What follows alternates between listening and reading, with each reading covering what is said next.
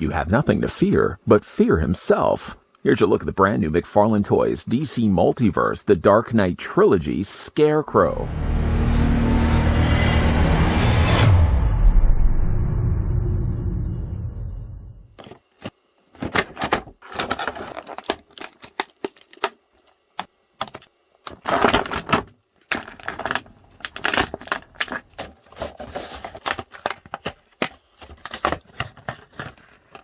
As a young child, Jonathan Crane was subjected to sick and twisted experiments on fear conducted by his own father.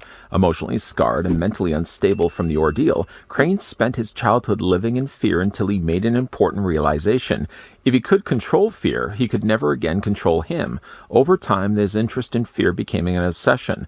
Graduating from college with a doctorate in psychology and specialty in phobias, Jonathan began experimenting on others, subjecting them to hallucinogenic fear toxin that he developed and brought out their worst nightmares. Although Batman has developed a number of remedies to counteract these toxins, Crane is constantly improving upon the formula, creating more potent and deadlier versions. While the person behind the camera is trying to get over his glossophobia, we're going to go ahead and measure off just how tall Scarecrow stands. That's the fear, by the way, of performing in public. While I'm doing this as well, I'd like to thank the folks over at McFarlane Toys that once again did come through and provide this sample of Scarecrow that we could have a look at in this review. Scarecrow, though, stands about 6 3/4 of an inch tall, and that works out to be about a figure that's 17 centimeters in height. At least I don't have aphthosagorophobia. I'm going to bring in the other figures. That's the fear, by the way, of forgetting someone or something. Not to forget something. Here's what the figure looks like with the earlier looked at Christian Bale Batman. And here's what he also looks like with the Aaron Eckhart Harvey Dent Two-Face, in which in this case you can see that Scarecrow is the shortest of the three. Perhaps being the shortest of the three figures, Scarecrow at least isn't the shortest when it comes to the accessories. The figure comes included with a display stand, yes. The figure comes included with a trading card, sure. The figure even in fact comes included with a pair of swapped out hands. And to top that off, the figure also comes included with the forearms for Bane, bringing us one step closer to completing the Build-A-Figure Bane. That's a tongue twister. The figure comes included with forearms, and he also comes included with hands. And while you may think to yourself, that's the hands for Bane, there's no way. Those are the hands for Scarecrow. You can see by the color difference and the fact that Bane's arms are huge compared to the size of those hands. We know right away.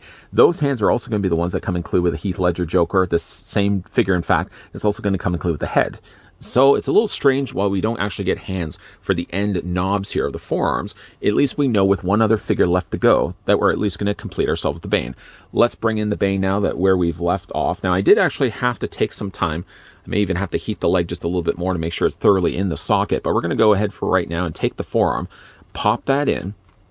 And just making sure, of course, while you are doing this, you're going to be going to probably have to apply a lot of pressure. But there's at least one forearm in, and I keep saying forearm. These are the complete arms. We're going to do the exact same thing on the other side. I did mention in the review of Two-Face that making sure, of course, you don't lose these. These are going to fall off the figure when you first take him out of his plastic prison. Just go ahead and pop the arms in. With the arms now securely in place, the only thing we have left to do is put in the hands, put in the head, and then we've got ourselves a completed Bane. Putting that to the side, let's get a closer look at the other things that come included with Scarecrow. I did already mention the figure comes included with a trading card. Now, once again, it does look like, in this case, it looks like figure photography. The way I'm looking at the forearm, it does look like he's actually got a hinge joint right there. If not for that, I probably would have said for a second that that might be what Scarecrow looked like in the movie. But again, I think that might be a telltale sign that they're using a figure photography in this case, not the source material. Flip around to the back, though. Now, one thing I did also want to mention, as we looked at Two-Face, that the read-up on the back wasn't necessarily the read-up that fit the film Two-Face. I feel the same way when it comes to Scarecrow. I read this at the beginning of the video, very long paragraph. In fact, it was probably, like 3 paragraphs in length. And in the read-up description, it doesn't actually make any mention to Scarecrow as he is portrayed in The Dark Knight, or Batman Begins. He's technically also in The Dark Knight Rises, but he only plays a court judge. So I think what they're actually doing in this case is they're just using generic read-ups on the back. That if we do get ourselves a classic Scarecrow, fingers crossed that we do, they're probably going to use a very similar read-up. They probably have, in fact, used this also one when we had looked at, what was the Arkham City Scarecrow? Just drawing a bit of a blank. But again, it's not one that's... this read-up has nothing really to do with the Scarecrow from the movie. We're going to put that to the side. The figure also comes included with a display stand. It's no different really than any other stand that we've looked at before. One neighboring peg off to the corner that's going to plug into the bottoms of his feet. Unlike Two-Face, though, Scarecrow stands fine, even though he does have a lot of certainly additional plastic that's been added to his body. Speaking of extra plastic, and speaking of Two-Face, the figure also comes included with swapped-out hands. Now, this hand right here looks like it should be designed, in fact, actually both hands look like they're designed to hold something. Unfortunately, though, in this case, the figure doesn't come included with any other accessory than the ones we've already talked about. What's rather interesting, though, about this, I'm just going to bring in the Two-Face that we looked at earlier. Now, I did mention in his review that I did wish that his hand did have, or he came included with an extra secondary hand that didn't have a coin necessarily attached to it. If, though, I do grab an appropriate similar looking hand, you can see, in fact, that's a similar color of plastic. So if you wanted to, and you don't like the idea that he has a coin in his hand, you could technically swap out this hand for this hand here that comes included with Scarecrow. You know, again, if you don't have any planned purpose for it. I'm going to move that to the side also as well. Those are the only other things that come included with Scarecrow. I'm trying to think of anything else that the figure probably could have come included with. Even just a little vial of his toxin or something I think would have been a nice touch also as well. Still, though, picking up the figure and getting a closer look at him. Now, it looks clearly a case here, like they've taken a body, a suited figure, and it looks like they've actually put a plastic body, a plastic overlay over top of it. I don't know how far the details go up, though. It might just very well be the case that if somebody was to yank this off, I'm not going to be the one that's going to do that. I'm probably sure that you would find unfinished plastic underneath it, certainly one that's not painted. But like in the movie, he actually is wearing a straight jacket over top of his suit. So while he does have the jacket and the pants matching in color, then he has this really garish looking, well, again, like straight jacket over top of his body. Here's, again, one thing about the figure. I'm going to talk a little bit about his head sculpt. I guess the thing I really want to talk the most about is Scarecrow's head sculpt. I really like it, but I think it's too dark. In the movie, when I think we do see him actually in the straitjacket when he's riding around on the horse. I think in the coloring of the movie, the helmet, or I should say the mask, is closer in color to what he actually has for the straitjacket. I don't know why they decided to arrive on the color of this dark brown. I mean, it does look okay for a traditional looking Scarecrow, but I think almost in fact it's maybe too dark for the way he looked in the movie. Again, a lot of the stitches also something that's very bright on this figure, and I don't think it was accurate to the movie. You got really bright yellow stitches. I mean, it's a great looking head sculpt, but I think it probably would have been better suited to have the head just a little bit lighter than what we get actually right here. He has all these cool little maggots and stuff that's crawling all around his face. I wasn't quite sure realizing what it was until I went back and looked at it again. So it almost looks, in fact, like it's Scarecrow from the nightmare in which Batman first sees Scarecrow. And he sort of has, again, all these maggots crawling all over his face. It's a really neat touch, the fact that they would take the time to include that. Now, I couldn't help but, again, wonder that we are getting this version of Scarecrow that does have the straitjacket. I hope we do get also a business suit Scarecrow. Which you got to believe they could use still the same legs. Got to believe to some extent they probably could use the same jacket and then just literally just tool a new head, or even lighten the color of the one that we get right here and use that in fact for a business suit Scarecrow. Then maybe he could get himself a little briefcase or something along those lines that he could carry around with him. But for the meantime, though, we actually do get ourselves a decent looking Scarecrow. The coloring of his straitjacket looks to be more of a darker plastic. It sort of has kind of a burlap sack sort of texturing to it. It's darker in some areas, like around the mid-torso and his sleeves, and it remains more lighter color as we get to like the shoulder section. You kind of see where the straps originally would have been, and then he's also got, again, like the straps dangling down from the ends of his sleeves. It's a really dirty-looking straitjacket, but it looks really good here on the figure. Now, again, it's going to limit some of the articulation on the figure, and maybe one of the reasons why I do think that maybe this isn't a fully developed suit underneath is obviously when it comes to the articulation of the figure, they would have had to have broken it up right here in order to accommodate a top torso articulation. He does have the little, again, the little noose there wrapped around his neck also as well. Like, you know, again, I really don't have necessarily anything I would fault the head sculpt for other than just the fact I think it's a little bit too dark. That's all. You can still see also as well his eyes inside there. That's rather creepy. But again, a really great looking head sculpt on the figure. For the articulation here on Scarecrow, the head is on a ball joint. Despite what you may think being very limited articulation, I was actually quite surprised to see that he could move as well as he does. Head moves up about that high. The head also does look down about that low, and you can rock it back and forth also as well. Shoulders do come out comfortably, quite comfortably, in fact, at 90 degrees. You can take those arms and rotate them all the way around.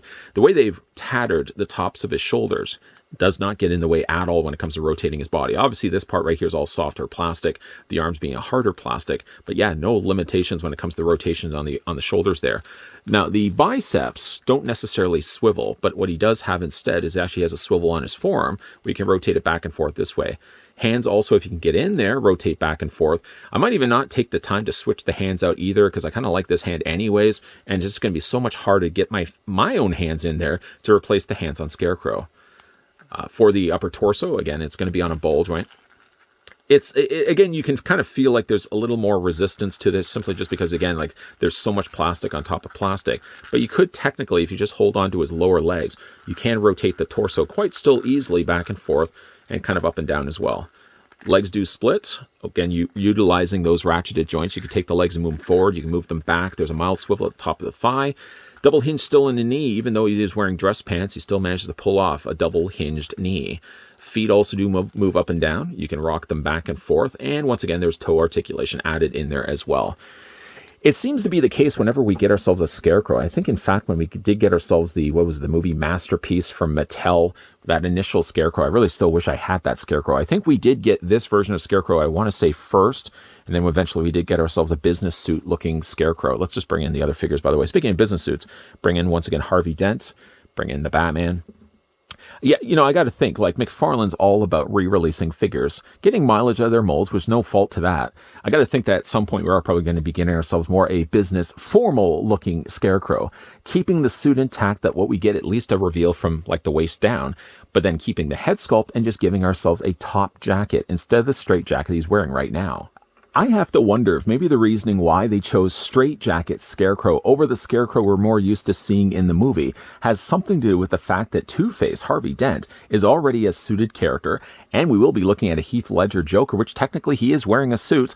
You didn't want to bog down the wave by having 3 suited characters to go along with the Bale Batman, and that's probably the reasoning why they settled on first releasing this guy in the straight jacket.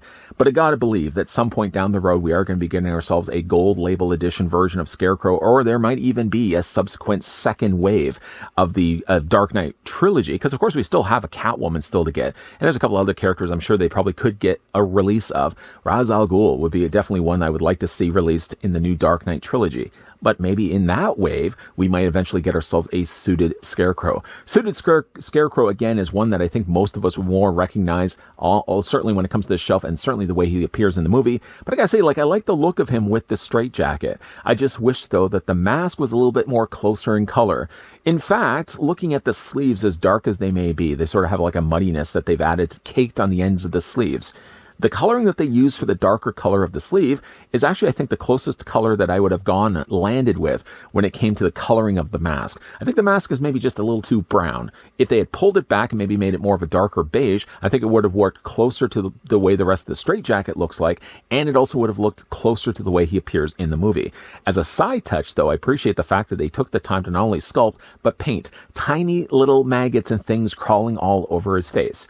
That's a nice touch. But you guys certainly suspect that, I'm sure I'm not the only one that thinks this, that they are probably going to be releasing a Scarecrow down the road, complete with business suit from head to toe. Well, not quite head to toe. He's going to be wearing the mask. And maybe, again, that might be a good time as well to include a briefcase that has the Scarecrow mask inside. Once again, I'd like to thank the folks over at McFarlane Toys that did come through and did provide the sample of the brand new Dark Knight Trilogy straitjacket Scarecrow. Although right now he's only Scarecrow. If we do eventually get ourselves a suited Scarecrow, then I may have to go back and change the title to this one being Straitjacket Scarecrow, and then the other one that we may be getting in some distant future, a suited Scarecrow.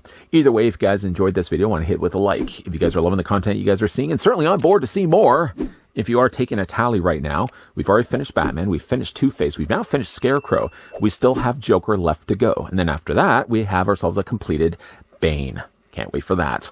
Definitely going to be a lot more coming your way. So guys, make sure, you're hitting that subscribe button down below. And guys, yes, you're turning on the bell notification. And yes, please come back to this channel on a regular basis. As always, guys, thanks for watching. See you guys next time.